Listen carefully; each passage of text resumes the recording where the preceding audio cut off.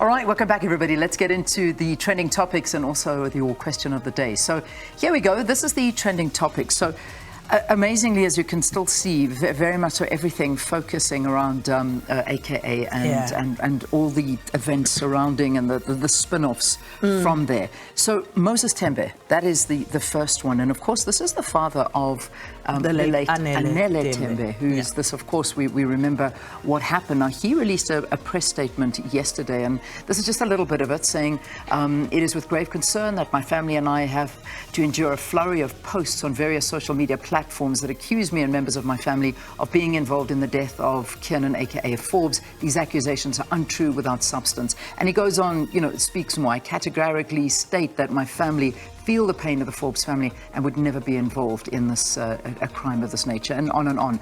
But I mean, I must say, it's really been sort of, social media had just been making theories upon scenarios and video footage, as we've all seen it, and making up stories. I just think I'm hoping that we do get a little bit more from those that are investigating it, because it's quite dangerous when it's public opinion that is calling who is responsible for this and who isn't. And I suppose inevitable as well, because generally at times like these, when people are hurting, you want someone to blame. Absolutely. And people are doing exactly that. And lots of conspiracy theories on social media platforms, and it's not going to stop. This is what happens in the absence of anything concrete from the authorities. So this is what's happening. Moses Tembe is saying he and his family distanced themselves from whatever's going on, had nothing to do with AKA's death.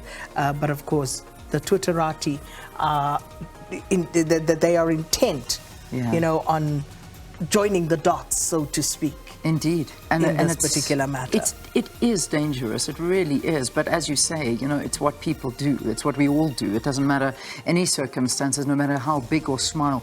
You want to blame somebody, and that's what's happening right now. So, like I say, I just hope that we hear something soon, because there are theories and people's reputations and lives that are at the receiving end of these accusations. Yeah.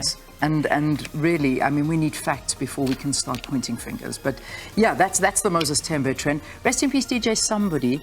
And this is a snippet that's come out of a new song that is yet to be released. And they have announced that AKA's album that was due for release shortly is going ahead. They're still going to do it. And they did play a little snippet from, just to give people a taste of what it is. And they've just been going mad over this DJ Somebody. That's what the actual song is called. And yeah, And this story we also carried extensively in the news earlier in the year about the gunning down of DJ Somebody as well. Absolutely. I mean, this is another one, and people are just drawing that link. He's singing a song for DJ Somebody saying rest in peace, also dying in a hail of bullets, and there's AKA falling victim to the same fate. So yeah, all right. State funeral. And this was inevitable. The Gauteng Premier Panyaza Lesufi then reporting that they had requested as a province, permission for a state funeral for AKA, which was denied by President Cyril Ramaphosa. And so people inevitably then go and start looking for comparisons. And unfortunately, the one that came up, and I suppose because it's more recent, was Mampincha's funeral. And provincial, I think there was provincially some donations made towards that funeral.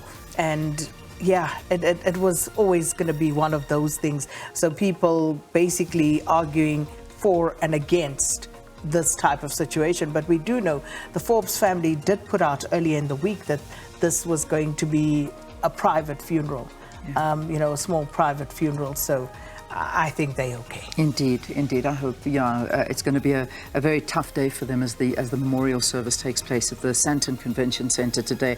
And yeah, I mean, with Mampincha, there's a whole talk about that. And remember the allegations that 50 million rand were paid towards this, and then the KZN government denied this, and it just got, it's difficult when you sort of, you blur the lines, and that's kind of what happened. And people saying, you're setting precedents, so why for one, why not for the other? From whence the saying comparisons are odious. So Yeah. That's where we'll park. Indeed, we'll leave it there. Then Ramaphosa, which is, of course, the reply to the State of the Nation. So everybody was giving their 2 cents worth from the president and what he had to say after his State of the Nation address that was, of course, debated for 2 days, and then the president had his turn to reply. But I don't suppose we should speak too much about it because you've got a guest that's Indeed. waiting for you to talk about this exact conversation. Reg Nkosi, Executive Director and Head of Research on Money, Banking and Macroeconomics at First Source Money. There's Reg. He's there waiting for us. So we're going to take a quick break, and before that, a question,